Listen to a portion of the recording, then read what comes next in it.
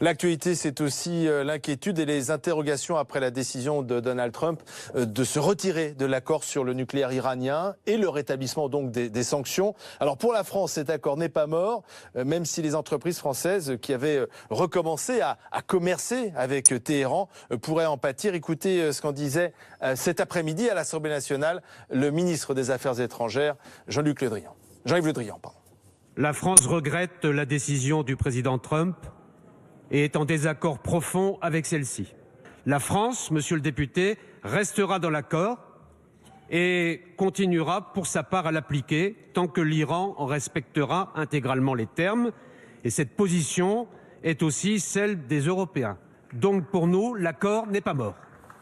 L'accord n'est pas mort, dit Jean-Yves Le Drian. On va en parler avec mes invités. L'ambassadeur d'Iran en France, monsieur Albogassem Delfi, bonsoir. Bonsoir. Merci d'avoir accepté notre invitation. Merci à vous. Et puis la députée La République En Marche de Paris, Delphine O, bonsoir. Et vous êtes la spécialiste de la majorité sur les questions iraniennes et franco-iraniennes. Et vous êtes d'ailleurs la présidente du groupe d'amitié France-Iran à l'Assemblée nationale. Monsieur l'ambassadeur, Donald Trump assure, pour justifier le fait qu'il casse cet accord sur le nucléaire iranien, assure qu'il a des preuves sur le développement d'un engin nucléaire iranien.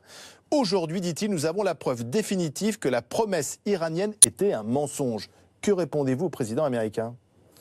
Tout d'abord, je dois dire clairement que d'après l'accord nucléaire, nous avons un jour international qui s'appelle l'Agence d'énergie atomique de Vienne qui vérifie, qui inspecte notre capacité nucléaire.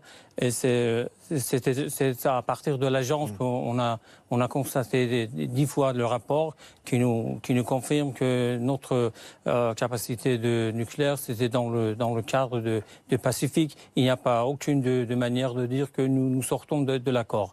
C'est-à-dire que tout ce qu'on dise de la part des Américains, c'est certaines revendications répétées qui viennent parfois d'ici ou là, surtout après les révélations parfois dire de la part des Israéliens qu'il est le source des Américains qui disent. L'Iran respecte l'accord. C'est l'agence, bien qu'agence, doit dire de manière de respecter ou bien d'aller d'après l'accord. Donc le menteur, c'est Donald Trump ? Bien sûr, on dirait que cette partie de déclaration, c'est mensonge et bien de hypocrisie. Parce que mensonge par rapport que nous avons l'agence d'énergie atomique qui confirme notre voie qui était correcte. Et d'autre partie, c'est que c'est hypocrisie parce que de d'autres circonstances actuelles dans le rapport, c'est que pour le vérifier, pour le juger de l'accord, il y a des instants qui bien rétablis par rapport. Il n'y a pas d'autre que de juger le rapport. Le président Rouhani, votre président, a eu au téléphone notre président Emmanuel Macron et tous les deux ont dit qu'ils voulaient œuvrer ensemble pour continuer à appliquer l'accord. Donc la volonté de l'Iran, c'est de continuer à appliquer cet accord sur le nucléaire avec les 5 autres pays qui l'ont signé. Rappelons-le, la France, l'Allemagne, la Chine, le Royaume-Uni et la Russie. C'est-à-dire que pour le moment, nous constatons qu'il y a 5 pays qui prétendent qu'ils vont rester dans l'accord. Mais rester dans l'accord, c'est pas suffisant. C'est-à-dire, à partir d'aujourd'hui, dès le début de l'application de l'accord, c'était l'application complète et totale de l'accord, c'était de part et d'autre l'engagement international ou bien bilatéral de chacun qui était dans l'accord. C'est la raison pour laquelle notre contact au niveau de bilatéral avec la France, qui vient rétabli par le voie de président, qui va continuer à la condition aujourd'hui par les 2 ministres des Affaires étrangères qui seront en contact de préparation, c'est-à-dire nous pouvons le garantir pour l'application totale de l'accord, d'après tout ce qui est prévenu dans l'accord. Madame la députée, le président Macron va tout faire pour essayer de sauver cet accord, mais finalement, le même président nous avait expliqué qu'il allait convaincre Donald Trump de ne pas sortir de cet accord. Est-ce que finalement, c'est pas un camouflet pour Emmanuel Macron, ce qui se passe en ce moment ? Alors, il avait dit qu'il essayerait évidemment de convaincre le président Trump.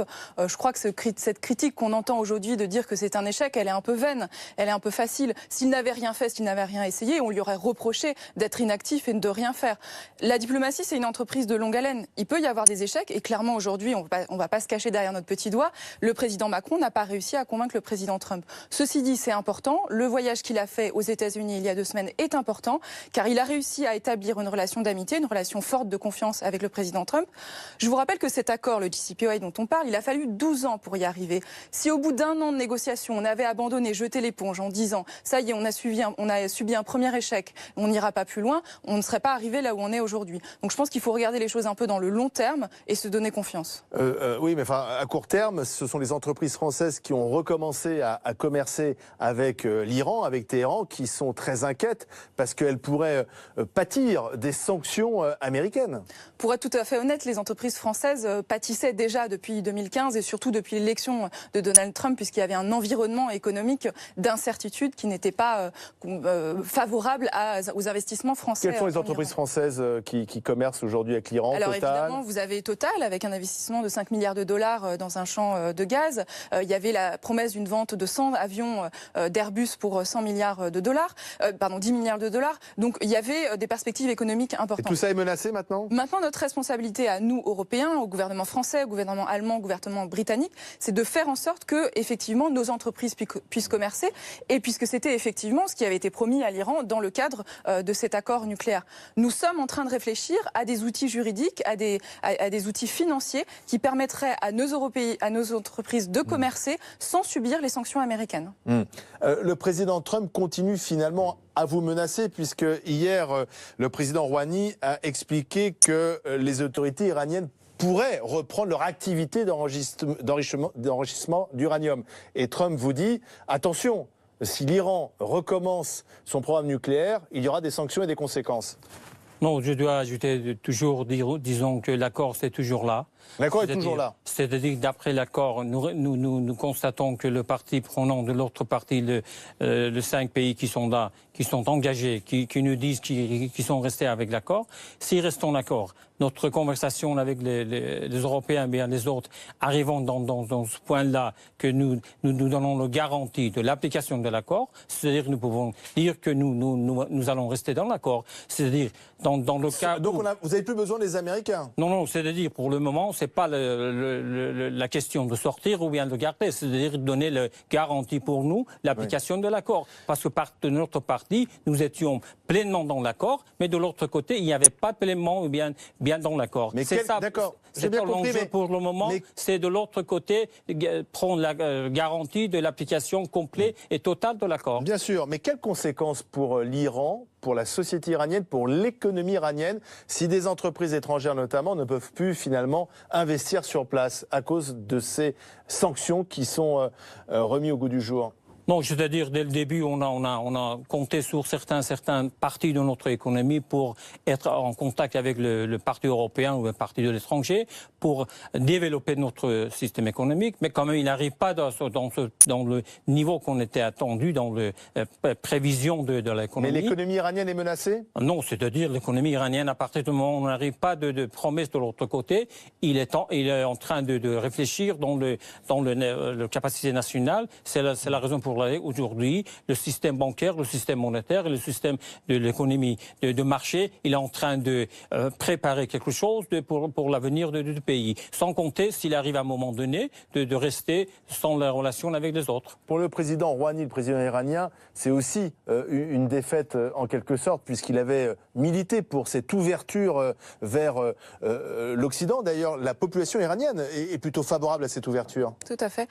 Effectivement, c'est la plateforme sur laquelle il avait fait campagne la première fois en 2013, puis de nouveau en 2017 sur l'ouverture au monde, la réintégration de l'Iran sur cette scène internationale que nous avons également nous, Européens, souhaité pour des raisons économiques, mais aussi pour des raisons géopolitiques, puisqu'il y a un certain nombre de sujets dont nous devons parler avec l'Iran et nous avons entamé ces négociations, ces discussions avec avec l'Iran sur la Syrie, sur le régime balistique, sur le Liban, etc. Maintenant, ce qui est important pour nous aujourd'hui, c'est d'avoir une solution européenne à ces questions. Et le président, il l'a bien répété, le ministre des Affaires étrangères l'a redit aujourd'hui aux questions au gouvernement. Nous ne pourrons pas avoir une réponse nationale. Cette réponse, elle viendra à travers l'unité de la France, de la Grande-Bretagne et de l'Allemagne, et derrière, bien évidemment, de l'Union européenne. C'est pourquoi nous devons trouver ces outils juridiques et financiers qui permettent à nos entreprises de commercer sans être affectées par ce qu'on appelle l'extraterritorialité, qui est en fait le fait que ces sanctions américaines peuvent pénaliser des entreprises européennes. On l'a vu dans le passé. Même si elles ne sont pas. Je me souviens que la BNP avait dû payer une forte amende. 9 milliards de dollars, Voilà. effectivement, pour violation de l'embargo sur l'Iran et le Soudan. Tout à fait. Est-ce que tout ça peut aboutir sur la guerre, monsieur l'ambassadeur?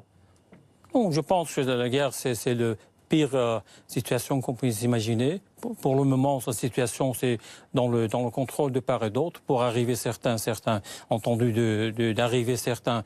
solutions de part et d'autre. Mais quand même, pour nous, le parti qui est bien engagé dans la responsabilité, en attendant de voir, de l'autre côté, la bien préparation de l'application de l'accord. S'il arrive de l'accord en bonne application, bon, l'Iran, ce sera le parti qui était déjà signé. On va continuer dans le sens de l'application de l'accord. Merci, on a bien compris le message que voulaient envoyer ce soir les autorités iraniennes. Merci, madame la députée.